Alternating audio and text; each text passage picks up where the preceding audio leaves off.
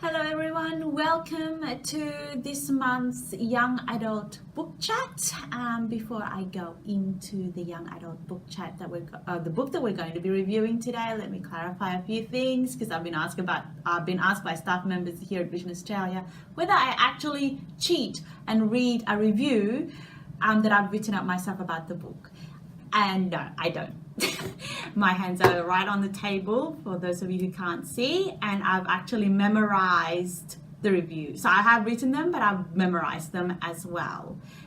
Just to clarify, I am a braille reader, so I am blind. That's why I'm telling you this. Anyway, without any further ado, the book we're going to be reviewing today is the second book in Rick Riordan's Percy Jackson and the Olympian series, and it is called The Sea of Monsters. So in this book, the search for the myth of the Golden Fleece is given life in the second action-packed book of Percy Jackson and the Olympian series.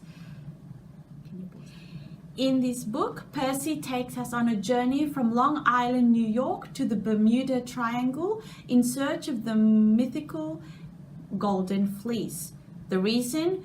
To cure the tree that protects the borders of Camp Half-Blood, the tree that used to be Thalia Grace, daughter of Zeus.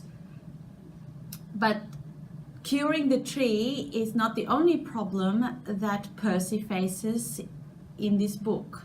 Amid the journey to the Sea of Monsters, the sea that is purported to be in the Bermuda Triangle, Percy finds out that being the son of Poseidon, having befriended a Cyclops whom the magical mist has concealed to many humans, including Percy, as a homeless teenager, Percy is disconcerted to discover that Tyson is his half-brother as well as a Cyclops.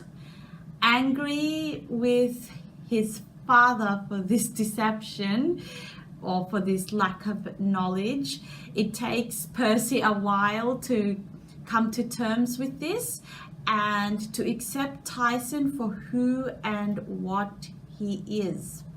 So one of the themes that is explored in this book is prejudice.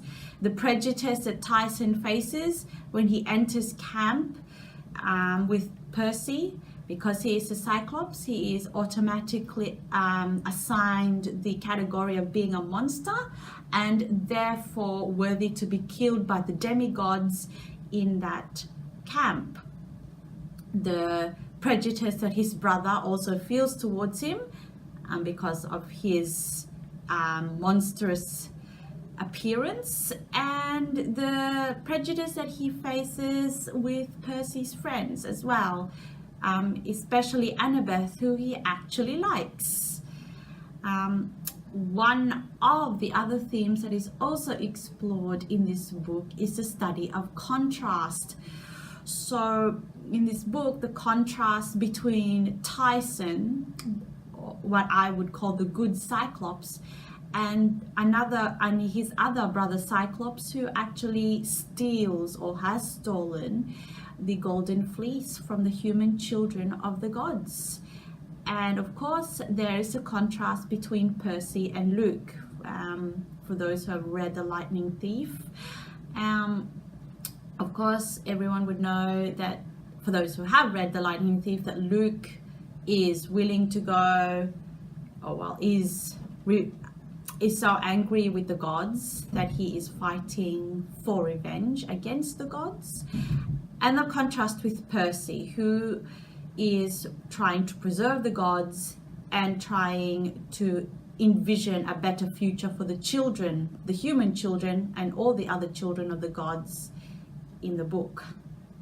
The other theme, last but not least of all, is the theme of hubris. Now, hubris is, I looked it up in the dictionary, is to do with arrogance and pride, but it has a downfall to it. So the theme in this book is the hubris that Percy and Annabeth both have.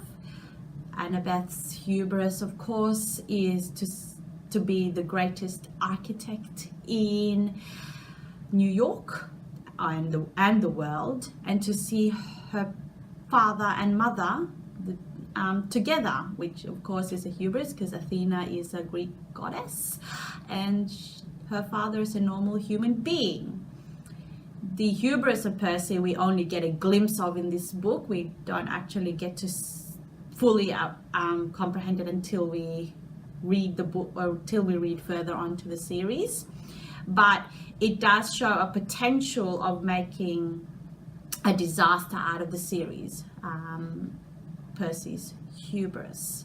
So this book, full of adventure involving satyrs in wedding dresses, monster donuts, a ship full of defeated ghosts. This is where we learn some of Ares' children's powers, where they can command ghosts from the losing side of a war to obey their orders. And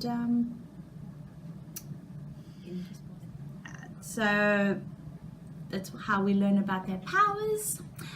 And this book is of course available on the online catalogue. It is read as always by the fabulous Peter Brooks, who I think has a really good voice for the narration of Percy Jackson. And I would recommend this to kids who are 10 and 10 plus, because it's just that kind of book. Even to some adults who might be interested in Greek mythology. So anyway, I hope you will take up the time to read the second book, and hopefully I'll get to do some more of the Percy Jackson books as we have them in the catalogue. We'll see you next time for the next book chat. Thank you. Vision Australia. Blindness, low vision, Opportunity. Vision Australia logo. 3 navy blue ovals linked together diagonally within a bright yellow rectangle.